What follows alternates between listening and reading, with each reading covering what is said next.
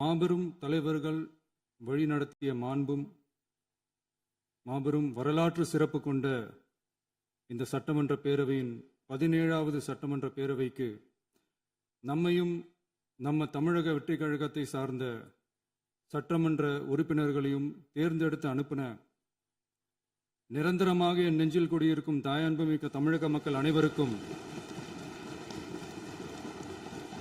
என்னுடைய மனப்பூர்வமான நன்றிகள். 17வது சட்டமன்ற கூட்டத்தொடரின் முதல் ஆளுநர் உரையின் மீதான நன்றி தெரிவிக்கும் தீர்மானத்திற்கு பதிலுரை வழங்க வாய்ப்பளித்த மாண்புமிகு பேரவைத் தலைவருக்கு நம் வணக்கத்தை தெரிவித்துக் கொள்கிறோம். மாண்புமிகு பேரவைத் தலைவர் அவர்களே, இந்த 17வது மாமன்றத்தில் அதிகப்படியான 12 கட்சிகளை சேர்ந்த பிரதிநிதிகள் தேர்ந்தெடுக்கப்பட்டிருக்கும். நாம கொள்கை ரீதியாகவும் நிலைப்பாடு ரீதியாகவும் வேறுபட்டு இருந்தாலும் மக்கள் பணி செய்வதுதான் நம்ம எல்லாருக்கும் பிரைமரியா இருக்கிற ஒரே எய்ம். அந்த வகையில தான் நம்ம எல்லாருமே நம்ம மக்களால் அங்கீகரிக்கப்பட்டு சட்டமன்றத்திற்கு வந்திருக்கிறோம். அதனால நாம கருத்தால் வேறுபட்டாலும் மக்கள் சேவை என்ற நோக்கத்தில் நம்ம மாநிலம் சார்ந்த விஷயங்கள்ல நாம எல்லாரும் ஒன்றிணைந்து பயணிச்சா நம்ம தமிழ்நாடு என்னைக்கும் எதிலையும் முதன்மை மாநிலமாக திகழும். ஆளுநர் உரைக்கு நன்றி தெரிவிக்கும் தீர்மானத்தில் பேசின மாண்புமிகு உறுப்பினர்களுக்கு நன்றி. எதிர்த்து பேசினாதான் எதிர்கட்சின்னு ப்ரூவ் பண்ண முடியும்னு நினைச்சுக்கிட்டு பேசின எதிர்கட்சியை சேர்ந்த எதிர்கட்சி தலைவர் உள்ளிட்ட மாண்புமிகு உறுப்பினர்களுக்கும் வணக்கமும் நன்றியும். பதிலுரை வழங்குற அதே நேரத்தில் நம்மளை சட்டமன்ற உறுப்பினராக தேர்ந்தெடுத்த பெரம்பூர் தொகுதி மக்களுக்கு நம்மளோட நெஞ்சார்ந்த நன்றிகள். அதே மாதிரி ராஜினாமா பண்ணிட்டாலும் நம்மளை தேர்ந்தெடுத்த திருச்சி கிழக்கு மக்களுக்கும் இந்த மன்றத்தில் நம்மளோட நன்றியை பதிவு செய்கிறோம். அப்புறம் நம்மளோட அரசியல் பயணத்தை பற்றியும் கொஞ்சம் பதிவு செய்ய விரும்புகிறோம். நாம் ஏதோ ஷூட்டிங்லேருந்து நேராக வந்து சிஎம் ஆன மாதிரியே சில பேர் ஒரு இமேஜ் கிரியேட் பண்ணுறாங்க. அவங்களுக்கு அவங்க ஆசைப்படுற லாங்குவேஜ்லேயே சொல்கிறோம், அது வெறும் ரீல் தான், ரியல் கிடையாது. ஒரு சாதாரண நடிகனாக நம்ம கெரியர் தொடங்குச்சு. அப்புறம் அப்படியே சின்சியராக உழைச்சி மேலே வந்தோம். நம்ம கெரியரில் நாம் மேலே வந்ததுக்கு இந்த விஜய் ஒருத்தன் மட்டுமே காரணம் இல்லை, அவனோட உழைப்பு மட்டுமே காரணம் இல்லை. இந்த விஜயோட உழைப்புக்கும் உயர்வுக்கும் பின்னாடி இருக்கிற ஒட்டுமொத்த தமிழ்நாட்டு மக்களோட அன்பும் அரவணைப்பும் தான் காரணம். ஒவ்வொரு வீட்டில் இருக்க ஒவ்வொருத்தரும் நம்மளை அவங்க வீட்டில் ஒருத்தனா ஏற்றுக்கிட்டது தான் நமக்கு கடவுளும் மக்களும் தந்த மிகப்பெரிய வரம். அதுக்காகவே கடவுளுக்கு சமமான நம்மளோட சொந்தங்களான தமிழக மக்கள் அனைவருக்கும் மீண்டும் மீண்டும் நன்றி. இப்படி நம்மளை தாயன்போடு அள்ளி அரவணைச்ச தமிழ்நாட்டு மக்களுக்கு நாம் எப்படியெல்லாம் துணையாக இருந்தோம், எப்படியெல்லாம் மக்களோட மக்களா இருந்தோம்னு சொல்றேன். 1990ஸ்லேயே ரசிகர் மன்றமாக இருந்தப்பவே மக்களுக்கு துணையாக நிற்க ஆரம்பித்தோம். அதுக்கப்புறம் நற்படி மன்றமாகவும் அதுக்கப்புறம் விஜய் மக்கள் இயக்கமாகவும் மாறி மக்களோட மக்களாக நின்றுகிட்டு இருந்தோம். 2008 ஈழத் தமிழருக்கு ஆதரவாக உண்ணாவிரதம் போராட்டம் செஞ்சோம். போர் முடிவுக்கு வரணும், நம்ம தொப்புள் கூடிய உறவுகளான ஈழத் தமிழர்களுக்கு பாதுகாப்பான நிம்மதியான ஒரு வாழ்வு கிடைக்கணும்னு அன்னைக்கே கோரிக்கை வச்சோம். 2009 ஆரம்பிச்ச விஜய் மக்கள் இயக்கம் வழியா நம்மளோட மக்கள் நல பணிகளை எக்ஸ்டெண்ட் அண்ட் எக்ஸ்பேண்ட் பண்ணிக்கிட்டே வந்தோம். கல்விக்கு துணையா இருந்தோம், சோஷியல் சர்வீஸ் செஞ்சோம், வெள்ள நிவாரணத்தில் துணையா இருந்தோம், கொரோனா காலத்தில் மக்களுக்கு தோள் கொடுத்தோம். விலையில்லா விருந்தகம், குருதியகம், முட்டைப்பால் ரொட்டி திட்டம், விழியகம், பயிலகம், நூலகம், இப்படி பல வழியில மக்களுக்கு துணையா இருந்தோம். அப்புறம் நம்மளோட திரைப்படங்கள்ல நம்மளால முடிஞ்ச வரைக்கும் ஊழல் எதிர்ப்பை சொன்னோம், சமூக நீதியை சொன்னோம், கல்வியை பத்தி சொன்னோம், அரசியலை பத்தி சொன்னோம். அரசியலை பத்தி பேசுனதுனால நம்ம படங்கள் சந்திச்ச இது வரைக்கும் சந்திக்கிற பிரச்சனையை பத்தி எல்லாருக்குமே தெரிஞ்சது தான். இது மட்டும் இல்லாம 2011 நாகப்பட்டினத்தில் மீனவர் பிரச்சனைகளுக்கு ஆதரவாக ஒரு பெரிய பொதுக்கூட்டம் நடத்தினோம். மீனவர்கள் மீதான தாக்குதலை கண்டிச்சு பேசி அதில் நம்மளோட எதிர்ப்பை பதிவு செஞ்சோம். 2017 ஜல்லிக்கட்டு போராட்டத்தில் தமிழர் பண்பாட்டு உரிமைக்கான நம்மளோட ஆதரவை தெரிவித்தோம். 2018 ஸ்டெர்லைட் போராட்டம் துப்பாக்கி சூட்டில் பாதிக்கப்பட்ட நம்ம சொந்தங்களை நேரில் சந்திச்சு ஆறுதல் சொன்னோம். 2021 உள்ளாட்சி தேர்தலில் விஜய் மக்கள் இயக்க வேட்பாளர்கள் போட்டியிட்டு ஜெயிச்சாங்க.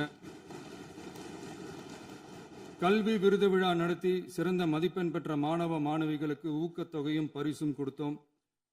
2024 தமிழக வெற்றி கழகத்தை ஆரம்பிச்ச உடனேயே CAA-வை எதிர்த்து அறிக்கை விட்டோம்.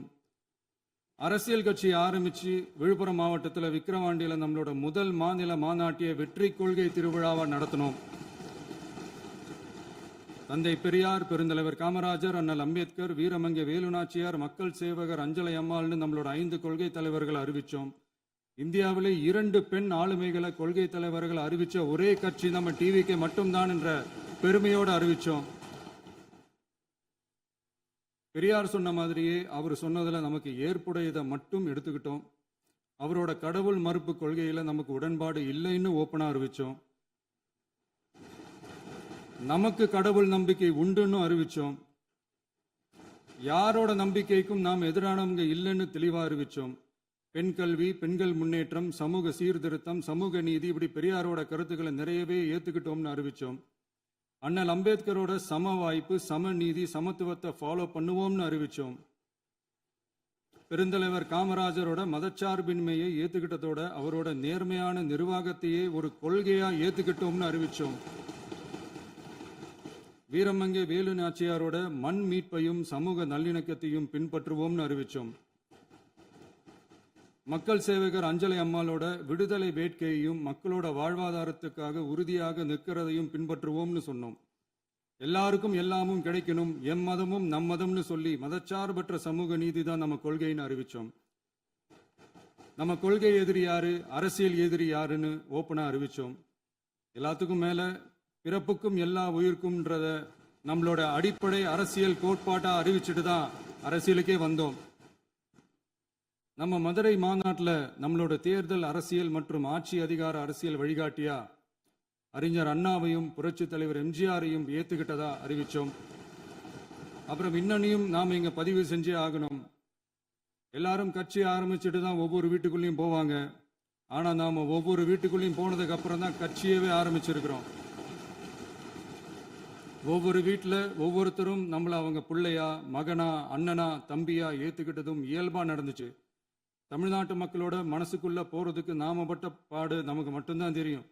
இதெல்லாம் புரிஞ்சாலும் புரியாத மாதிரி இருக்கிறவங்க தான் நம்மள நடிகன் என்று சொல்லியும் நம்ம கட்சியை நடிகன் கட்சின்னு சொல்லியும் சில நக்கல், நையாண்டி இதெல்லாம் பேசுவாங்க. அதை பத்தி நமக்கு கவலை இல்லைன்னு. இப்படி நம்ம அரசியல் பயணம் ரொம்ப டிரான்ஸ்பரண்டா தான் ஆரம்பிச்சிருக்கு. இந்த 2026 தேர்தலில் கூட்டணியே இல்லாமல் தனியா நின்னோம். மக்கள் நம்மளை தெளிவா புரிஞ்சுக்கிட்டதாலையும் நம்ம டிவிகே தோழர்களோட உழைப்பாலையும் நாம 35% வாக்குகளை வாங்கினோம். 1,72,00,000 வாக்குகளோட தமிழ்நாட்டிலேயே தனி பெரும் கட்சியா வந்தோம். தமிழக மக்களாலையும் நம்மளோட ஆதரவு இயக்கங்களாலையும் இதோ இன்னைக்கு இங்க நம்ம டிவிகே ஆளும் கட்சியா உட்கார்ந்துருக்கிறோம். இந்த ஆளும் கட்சியா ஆனதும் அவ்வளவு சாதாரணமாலாம் நடந்துடல. 2.25 வருஷத்துல ஆட்சிக்கு வந்துட்டீங்கன்னு ரொம்ப கிண்டலா கேலியா சிலர் பேசுறாங்க. எங்களோட இந்த 2.25 வருஷ டிராவல்ல எவ்வளவு வலியும் வேதனையும் இருக்குது. நம்மளோட மக்கள் சந்திப்புக்கே அவ்வளவு இடையூறு, அவ்வளவு தடைகள், ஊர் உலகத்துல யாருக்கும் இல்லாத ஒன்னா நமக்கு மட்டுமேன்னு தனியா ஸ்பெஷலா எக்ஸ்க்ளூசிவா நிறைய நிபந்தனைகள், நெருக்கடிகள், கட்டுப்பாடுகள், நம்மளை சந்திக்க வர்ற மக்களுக்கு சரியான பாதுகாப்பு இல்லாம, நம்ம கூட்ட நிகழ்ச்சிக்கு போதுமான பாதுகாப்பு இல்லாமன்னு இன்னும் வெளியே சொல்ல முடியாத நிறைய சூழ்ச்சிகள் எல்லாத்தையும் தாண்டி தான் நாம் இந்த இடத்துக்கு வந்திருக்கிறோம். But still miles to go. நம்ம டிராவல்ல எல்லாத்துக்கும் முச்சமா நம்மளோட சொந்தங்கள், நம்மளோட உறவுகள், 41 பேர் கரூர் சம்பவத்தில் இழந்த வேதனை எல்லாம் எப்படி சொல்றதுனே தெரியல. நம்ம மனசை விட்டு என்னைக்கும் அந்த வலியும் வேதனையும் நீங்கவே நீங்காது. அதுலேயும் நம்ம மேலேயே பழி போட்ட கொடுமையெல்லாம் இருக்கும் பாருங்க, அதெல்லாம் வேற லெவலுங்க. என்னத்துக்கு அப்படியெல்லாம் செஞ்சாங்கன்னு தெரியல. அரசியல்னா இப்படியெல்லாம் கொடூரமா இருக்கணுமா என்ன? சரி விடுங்க. இந்த விஜய் இவனோட மக்களுக்காக எதையும் தாங்க தயாராகிட்டான். இவ்வளவு பெயின்ஃபுல்லான நம்ம பொலிட்டிக்கல் டிராவல்ல நம்மளோட மிகப்பெரிய ஆறுதலும் பலமும் என்ன தெரியுமா? என் நெஞ்சில் குடியிருக்கும் என்னோட தமிழ்நாட்டு மக்களும் என் உயிருக்கு உயிரான என்னோட தோழர்களும் தான். அவங்களோட பலத்தால தான்.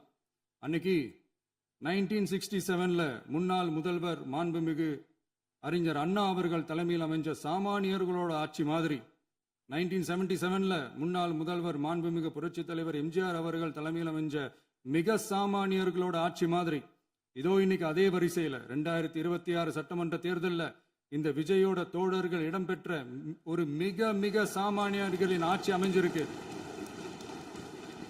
வாகை சூடும் வரலாறு திரும்பி இருக்கிறது. இப்படி ஒரு தீர்ப்பை மக்கள் அளிச்சதுனால தான் தமிழக வரலாற்றில் ஒரு மகத்தான கூட்டணி ஆட்சியை நாம் அமைச்சிருக்கிறோம். இளைஞர்களால என்ன செய்ய முடியும், பெண்களால என்ன செய்ய முடியும்னு கேட்டவங்களுக்கான பதில் தான் இன்னைக்கு அமைஞ்சிருக்கிற நம்ம ஆட்சி. ஒரே ஒரு குடும்பம் மட்டும் முக்கியம்னு சொல்றது நம்மளோட ஆட்சி அதிகார அரசியல் இல்ல. தமிழ்நாட்டில் இருக்கிற ஒவ்வொரு குடும்பமும் முக்கியம்னு சொல்றது தான் நம்ம அரசியல். நம்மளோட ஆட்சி அதிகாரம் அதான் நம்மளோட மனசாட்சி உள்ள மக்களாட்சி. இந்த 2026 தேர்தலில் யாராலும் உடைக்கவே முடியாதுன்னு சொன்ன மதத்தை உடைச்சோம், சாதியை உடைச்சோம், முக்கியமா காசு கொடுத்து ஓட்டு வாங்குற ஒரு நச்சு கலாச்சாரத்தையே சுக்கு நூறா தூள் தூளா உடைச்சிருந்தோம். நாம கிளீன் கவர்னன்ஸ் அண்ட் குட் கவர்னன்ஸ்ல உறுதியா இருக்கிறோம். இப்ப மட்டும் இல்ல, எப்பவுமே இப்படிதான் இருப்போம். இதுல 100% இது உண்மைன்றதுனால தான் பாரம்பரியமான தினத்தந்தி பத்திரிகை ஊழலின் ஊற்றுக்கண் அடைக்கப்படுகிறதுன்னு 16/6/2026 அன்னைக்கு ஒரு தலையங்கமே எழுதியிருக்கு. ஒரு தவறு செய்தால் அது தெரிந்து செய்தால் அவன் தேவன் என்றாலும் விடமாட்டேன் என்று எம்ஜிஆர் அன்று பாடினார். அதை இன்று விஜய் செயலில் காட்டுகிறார்னு அந்த எடிட்டோரியல்ல எழுதியிருக்கு. இந்த நேரத்தில் தினத்தந்திக்கு நம்மளோட நன்றியை தெரிவிச்சுக்கிறோம். அரசியலுக்கு வந்து 2 வருஷம் தான் ஆகுது. உங்களுக்கு என்ன தெரியும், உங்களால என்ன முடியும்னு கேலியா கேட்டவங்களுக்கு தினத்தந்தியோட பதிலை இப்போதைக்கு போதும்னு நினைக்கிறேன். என்னென்னமோ செய்வான்னு சொல்றானே இந்த விஜய், பல வருஷமா இருக்கிற ஒரு பதவி வெறி பிடிச்ச அரசியலை உடைச்சி எப்படி செய்வான்னு நம்ம மக்களை யோசிச்சிருவாங்க. இதோ இப்போ நம்ம மக்களுக்கு புரிஞ்சிருக்கும். இப்பவும் சொல்றோம், இது வெறும் ஆரம்பம் தாங்க. இந்த மாபெரும் சபையிலிருந்து கேட்கிற மக்களே, நமக்கு கொஞ்சம் அவகாசம் கொடுங்க. இதுக்கு முன்னாடி, அதாவது 2017 கடைசியில இருந்து 2026 ஏப்ரல் வரைக்கும் இருந்த புண்ணியவான்கள் ஆட்சியில ஒவ்வொரு டிபார்ட்மெண்ட்லையும் போட்ட ஏராளமான ஓட்டைகளை அடைச்சிக்கிட்டே படிப்படியா மக்களுக்கு நல்லதையும் செஞ்சுக்கிட்டே வருவோம். அதனாலதான் நமக்கு எதிரா யார் யாரோ சேரவே மாட்டாங்கன்னு நினைச்சவங்க எல்லாம் ஒன்னா சேர்றாங்க. நம்ம ஆட்சிக்கு டேட்டு குறிக்கிறாங்க.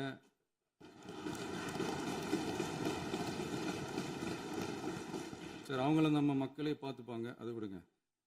நாம ஆட்சிக்கு வந்து சரியா 40 நாள் ஆகுது. அதுக்குள்ள என்ன செஞ்சீங்கன்னு கேட்கிறாங்க. ஒரு லிஸ்ட் ஒன்று சொல்றேன் கேளுங்க.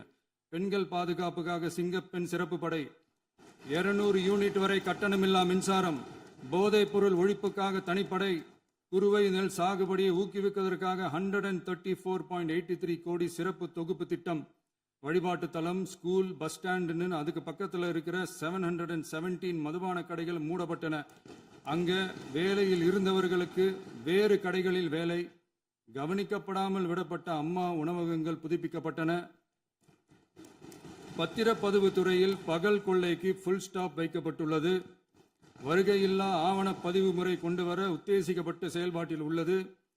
அரசு மற்றும் தனியார் மருத்துவமனையில் ஸ்கேன் மையங்களில் கருவுறுவதற்கு முன் மற்றும் பின் ஏற்படும் தவறுகளை கண்காணிக்கவும், மருத்துவ நிறுவனம் முறைப்படுத்தும் சட்ட விதிகள் பின்பற்றப்படுகிறதா என கண்காணிக்கவும், மருத்துவ மற்றும் ஊரக பணிகள் இயக்கத்தின் பயன்பாட்டிற்காக 40 புதிய வாகனங்கள் வழங்கப்பட்டுள்ளது. கூட்டுறவு வங்கியின் ஏழை எளிய மக்கள் வாங்கிய கடனுக்கு முதல் முத்தாய்ப்பாக ரூபாய் 2045 கோடி தள்ளுபடி வழங்கி ஆணையிடப்பட்டுள்ளது. ஒன்றிய அரசிடம் கேட்டுக்கொண்டதற்கிணங்க கடந்த 2 வருடமாக நிறுத்தி வைக்கப்பட்ட இருந்த ஜல் ஜீவன் மிஷன் திட்டம் புதுப்பிக்கப்பட்டு ஜல் ஜீவன் மிஷன் திட்டம் 2.0 நடைமுறைக்கு கொண்டு வரப்பட்டுள்ளது. 18,500 கோடி அளவில் உறுதியளிக்கப்பட்ட காஞ்சிபுரம் மாவட்டத்தில் மைய விரிவாக்க திட்டம், கோயம்புத்தூரில் மின்னணு பொருட்கள் மற்றும் மின்னணு அமைப்புகள் உற்பத்தி திட்டம், மற்றும் திருவள்ளூர் மாவட்டத்தில் காட்டுப்பள்ளி LNT கப்பல் கட்டும் தளம் விரிவாக்க திட்டத்திற்கு ஒப்பந்தங்கள் போடப்பட்டுள்ளன. அனைத்து நிர்வாக நடவடிக்கைகளும் மின்னணு முறையில் மாற்றம் கொண்டு வர நடவடிக்கை எடுக்கப்பட்டு வருகிறது. சட்டவிரோத கல்குவாரி மற்றும் அனுமதியின்றி கனிமங்களை எடுத்துச் செல்வது தடுக்கப்பட்டுள்ளது. பல்வேறு குவாரிகள் சீல் வைக்கப்பட்டுள்ளன. கனிமங்களை கண்காணிப்பது, எல்லைகளை நிர்ணயிப்பது மற்றும் ஆளில்லா விமானம் மூலம் அளவீடு செய்வது போன்றவற்றை செயல்படுத்துவதற்கான பணிகள் மேற்கொள்ளப்பட்டு வருகின்றன.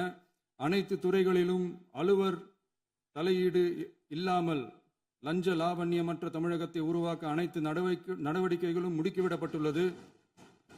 இதெல்லாம் சாம்பிள் தான், இன்னும் இருக்கு. இந்த வெறும் 40 நாளுக்குள்ளேயே இவ்வளவு செஞ்சிருக்கோம்னா இனி வர்ற நாட்கள்ல கொஞ்சம் கொஞ்சமா படிப்படியா ஸ்டெடியா உழைச்சி லஞ்ச லாவண்யம் இல்லாத, ஊழல் இல்லாத, பெண்களுக்கு பாதுகாப்பான, சுதந்திரமான, டிரான்ஸ்பரண்டான தமிழ்நாட்டை நம்ம சொந்தங்களான தமிழக மக்களுக்கு தர்றது தான் நம்மளோட ஒன் அண்ட் ஒன்லி டார்கெட். கண்டிப்பா அதை நிறைவேற்றியே காட்டுவோம். 8 கோடி மக்கள் நம்மளோட இருக்கிறப்போ ஏங்க இதை செய்ய முடியாது? மாண்புமிகு பேரவைத் தலைவர் அவர்களே, தமிழ்நாட்டின் கருவூலம் எப்படி திசை மாறி உருமாறி தேய்ந்து ஓய்ந்து கிடக்கிறதுன்னு சொன்னாங்க. திசை மாறி உருமாறி தேய்ந்து ஓய்ந்துன்னு வசனம் மாதிரி ரைமிங்கா இல்லாம வளமான இலக்கியமா இதே சபையில பேசினவங்களோட திறமையான ஆட்சியில நடந்த நிதி மேலாண்மையை பத்தி வெள்ளை அறிக்கையா வெளியிட்டோம். வெள்ளை அறிக்கை வந்ததிலிருந்தே கண்ணை கட்டுதுங்க. அந்த காலத்துல தான் பிள்ளையோ பிள்ளை, தொல்லையோ தொல்லைன்னு சொன்னாங்க. அதே மாதிரி தாங்க அவங்க ஆட்சியாலையும் அவங்களாலையும் இன்னைக்கு தமிழ்நாட்டுக்கே தொல்லையோ தொல்லை. இப்படி ஒரு நிலைமையை உண்டாக்கி வச்சுட்டு இவங்க சொல்றாங்க நமக்கு ஆட்சி செய்ய தெரியாதுன்னு. நம்ம அமைச்சர்களுக்கும் நம்ம சட்டமன்ற உறுப்பினர்களுக்கும் ஒன்றும் தெரியாதுன்னு. ஆமாங்க, எங்களுக்கு தெரியாதுதான். எங்க சட்டமன்ற உறுப்பினர்களுக்கும் அமைச்சர்களுக்கும் மக்கள் பணி செய்ய தெரிஞ்ச அளவுக்கு மக்கள் பணத்தை சுருட்ட தெரியாதுதான்.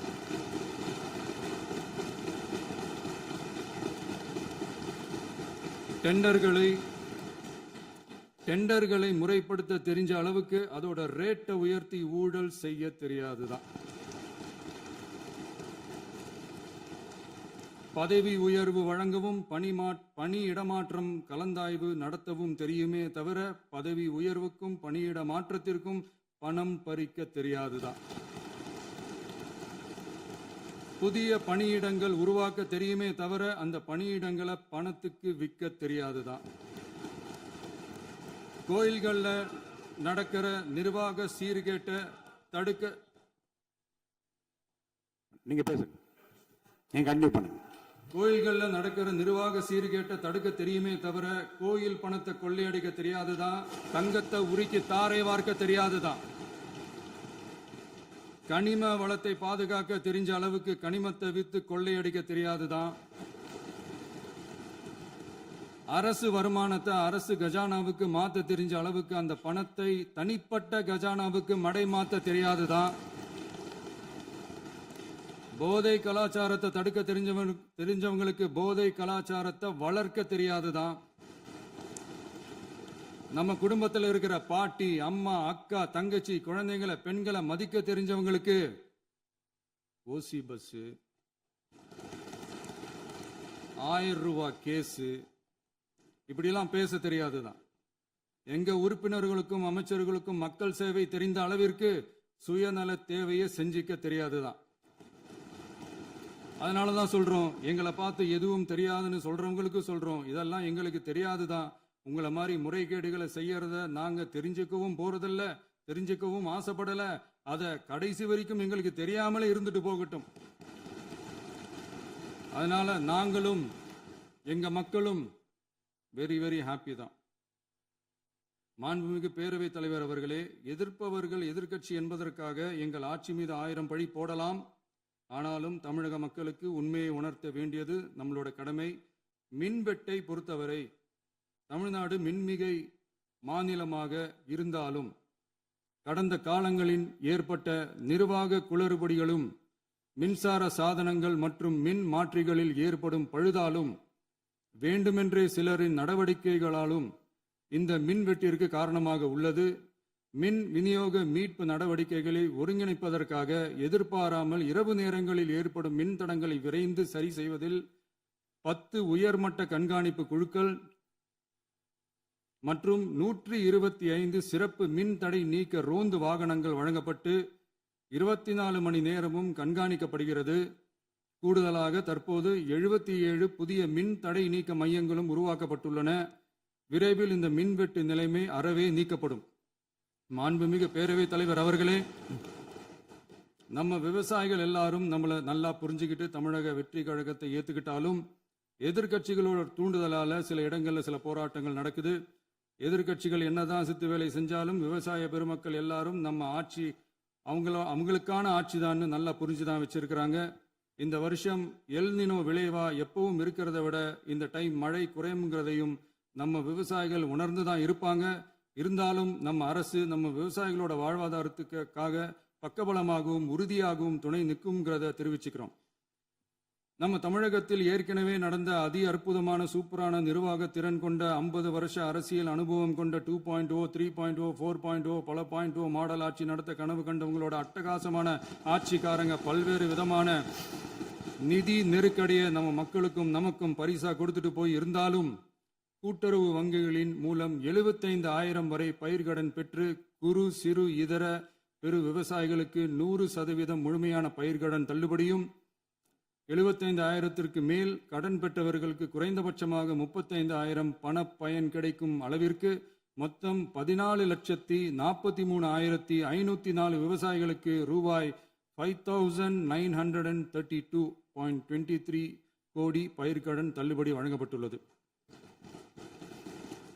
மாண்புமிகு பேரவைத் தலைவர் அவர்களே, நாம ஒன்றியத்தில் கூட்டுறவு கூட்டாட்சி, மாநிலத்தில் சுயாட்சி என்ற கொள்கையை கொண்டவங்க தான் ஏற்கனவே அறிவிச்சிருக்கிறோம். தற்போதைய ஒன்றிய அரசு சார்ந்த கட்சியுடன் அரசியலில் கொள்கை அளவில் நேர் எதிராக நிற்கிறவங்க தான் நாம. அதே சமயத்தில் எதுக்கெடுத்தாலும் கண்ணை மூடிக்கிட்டு ஒன்றிய அரசோட மோதல் போக்கை விரும்புறவங்க நாம இல்ல. நமக்கு எப்பவுமே தமிழகத்தின் வளர்ச்சி மட்டும்தான் முக்கியம். அதுக்காக நம்மளோட அரசியல் ரீதியான கொள்கைகளையோ மாநில உரிமைகளையோ கொஞ்சம் கூட விட்டு கொடுக்கவே மாட்டோம். அதுல ரொம்ப தெளிவாகவும் உறுதியாகவும் இருக்கிறோம். இனியும் இப்படித்தான் இருப்போம். அதுல ஒருபோதும் மாற்றமே இருக்காது. அதனால இதுல யாரு திசை திருப்ப வேலையில் ஈடுபட்டாலும் அவங்க எல்லாரும் மக்கள் மத்தியில் தோற்பது உறுதி. எனவே நம்ம மக்களுக்கோ சிறுபான்மை சகோதரர்களுக்கோ நம்ம ஆதரவு இயக்கங்களுக்கோ எந்தவித சந்தேகமும் வேண்டாம். நாம் யாரோட டீமும் இல்ல. நாம எப்பவுமே பியூரான பீப்புள்ஸ் டீம். இன்னும் சொல்ல போனா நாம secular team, social justice team. மாண்புமிகு பேரவைத் தலைவர் அவர்களே, அரசு விழாக்கள், கல்வி நிறுவனங்கள் மற்றும் பல அதிகாரப்பூர்வ நிகழ்ச்சிகளோட தொடக்கத்தில் நம்ம தமிழ்தாய் வாழ்த்த பாடுறது தான் வழக்கமாக இருக்கு. தமிழ்தாய் வாழ்த்த பொறுத்த வரைக்கும் நம் அரசு இதுல நம்மளோட உறுதியான நிலைப்பாட்டை ஒன்றிய அரசுக்கு மிக தெளிவாக தெரிவிச்சிருக்கு. அது இல்லாம இதில் மாநில அரசின் கொள்கைக்கு ஏற்ப ஒன்றிய அரசின் அறிவிக்கையில் திருத்தம் மேற்கொள்ள கோரிக்கையும் விடுக்கப்பட்டுள்ளது. நீட் தேர்வை பொறுத்தவரை கிராமப்புற மற்றும் பொருளாதார ரீதியாக பின்தங்கிய மாணவர்களுக்கு சமமான வாய்ப்பை வழங்குவதில்லை. மருத்துவ கல்வியில் சமூக நீதி மற்றும் சம வாய்ப்பை நீட் பாதிக்கிறது என்பதை உணர்கிறோம். எனவே மருத்துவ படிப்புகளுக்கான சேர்க்கையை 12ஆம் வகுப்பு மதிப்பெண்களின் அடிப்படையில் நடத்த வேண்டும் என்று நமது அரசு வலியுறுத்தி வருகிறது. மத்திய அரசிடம் நீட்டிலிருந்து தமிழ்நாட்டிற்கு விலக்கு வழங்க வேண்டும் என்று கோரிக்கை விடுத்துள்ளது. மாண்புமிகு பேரவைத் தலைவர் அவர்களே, பேரறிஞர் அண்ணா அவர்கள் தலைமையிலான அரசு 1968இல் இருமொழி கொள்கையை நடைமுறைப்படுத்தியது. தமிழ் ஆட்சி மொழி, தமிழ் மொழியை பாதுகாப்பது, மாணவர்களுக்கு ஆங்கிலத்தின் மூலம் உலக அளவிலான வாய்ப்புகளை வழங்குவது, எந்த ஒரு மொழியையும் கட்டாயமாக திணிப்பதை தவிர்ப்பது மற்றும் எதிர்ப்பது, நிலத்தின் மொழி மற்றும் பண்பாட்டு அடையாளத்தை பேணுவது என்பதை நம் தமிழக வெற்றிக் கழக ஆட்சி ஏற்றுக்கொண்டுள்ளது. எனவே தமிழ்நாட்டில் தமிழ் ஆட்சி மொழி மற்றும் இருமொழி கொள்கை என்பதில் நமக்கு மாற்று கருத்தே இல்லை.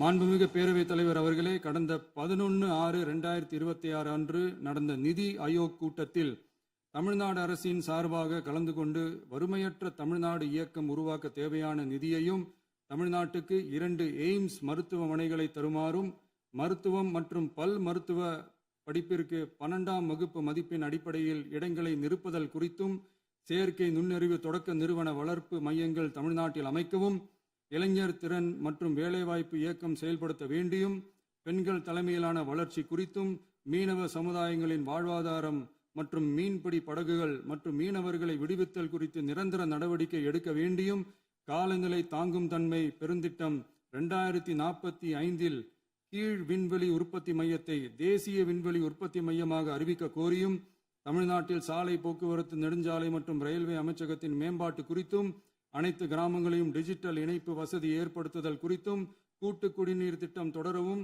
அரசின் விழாக்களில் தமிழ்தாய் வாழ்த்துக்கான முதலிடத்திற்கான கோரிக்கையும், மேகதாது அணை கட்டுமான நிறுத்தத்தை உறுதிப்படுத்தவும், மாநிலத்தின் மீது மும்மொழி கொள்கையை வற்புறுத்தாமல் புதிய கல்விக் கொள்கையை திணிக்காமல் தமிழகத்திற்கான கல்வித்தொகை ரூபாய் 3284 கோடியை விடுவிக்க கோரியும், ஆண்டுதோறும் 5 லட்சம் இளைஞர்களுக்கு உதவித்தொகையுடன் கூடிய பணியினை தொழில்நுட்ப பயிற்சி வழங்க ஒத்துழைப்பு வழங்குமாறும், ஒகேனக்கல் 3ஆம் கட்ட கூட்டு குடிநீர் திட்டத்திற்கான நிதி ரூபாய் 2283.40 விடுவிக்கவும், வேலை வாய்ப்பு மற்றும் வாழ்வாதாரத்துக்கான உத்தரவாத திட்டத்தின் கீழ் வேலை வாய்ப்புகளை உருவாக்க உடனடி நடவடிக்கை மேற்கொள்ள வேண்டியும் மற்றும் திருக்குறளை தேசிய இலக்கியமாக அறிவிக்குமாறும் தமிழ்நாடு சார்பில் பேசியுள்ளோம் என்பதை தெரிவித்துக் கொள்கிறோம். மாண்புமிகு பேரவைத் தலைவர் அவர்களே, அண்டை மாநிலங்களுடனான நட்புறவு ஒரு மாநிலத்தின் வளர்ச்சிக்கும் நாட்டின் ஒற்றுமைக்கும் மிகவும் அவசியமானது. தமிழ்நாடு தனது அண்டை மாநிலங்களுடன் நதி நீர் பங்கீடு, பொருளாதாரம், கல்வி, கலாச்சாரம் மற்றும் போக்குவரத்து துறைகளில் நல்லுறவை பேணி வருகிறது. பரஸ்பர மரியாதை, ஒத்துழைப்பு மற்றும் கூட்டாட்சி தத்துவத்தின் அடிப்படையில் அண்டை மாநிலங்களுடனான நட்புறவை வலுப்படுத்தவும் நமது ஆட்சியில் காக்கப்படுகிறது.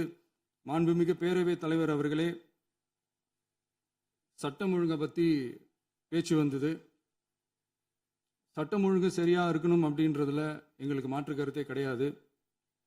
கண்டிப்பாக லா அண்ட் ஆர்டர் கரெக்டாக இருக்கணும், கரெக்டாக இருக்கும், இருக்க வைப்போம். அதே மாதிரி பெண்கள் பாதிக்கப்படுறதையும் இங்கே யாராலையும் சகிச்சிக்கவே முடியாது. அதுக்கான கடுமையான நடவடிக்கைகள் நம்ம அரசு எடுத்துக்கிட்டு இருக்கிறோம். இந்த சிங்கப்பெண் சிறப்பு அதிரடிப்படை கூட அதுக்கான ஒரு ஃபர்ஸ்ட் ஸ்டெப் தான். அதே மாதிரி இந்த போதைப் பொருள் நடமாட்டம், அதை கண்ட்ரோல் பண்ணுறதுக்கும் நம்ம அரசு கடுமையான நடவடிக்கைகள் எடுத்துக்கிட்டு இருக்கிறோம். அதையும் கண்டினியூ பண்ணி எடுப்போம். மாண்புமிகு பேரவைத் தலைவர் அவர்களே, இப்போ நான் சொன்ன இந்த பிரச்சனைகள்லாம் 2026 போன மாதம் மே மாதம் 10ஆம் தேதி புதுசாக வந்துடல. இதெல்லாம் பல வருஷமாக இருக்கிற பிரச்சனைகள் தான், பல வருஷமாக கண்டுக்காமல் விட்ட பிரச்சனைகள் தான். இன்னைக்கு எதிர்கட்சிக்காரங்க அதை பற்றி கேட்கும் போது எனக்கு அது அக்கறையாக தெரியல, அவதூறு அரசியலாக தான் தெரியுது, பழி போடுற அரசியலாக தான் தெரியுது. இப்படி அவதூறு பழி போடுறவங்கள பார்த்து ஒன்று தான் கேட்கணும்னு தோணுது. கடந்த 9-10 மாசமா நம்ம ஸ்டேட்டில் சட்டம் ஒழுங்கு டிஜிபியே இல்லை. சட்டம் ஒழுங்கு டிஜிபியை போடுங்கன்னு சொல்லி எல்லாம் ஓஞ்சி போயிட்டோம். போன ஆட்சியில் நடந்ததுக்கெல்லாம் இப்போதான் விடையே கண்டுபிடிக்கிறோம் நம்ம ஆட்சியில்.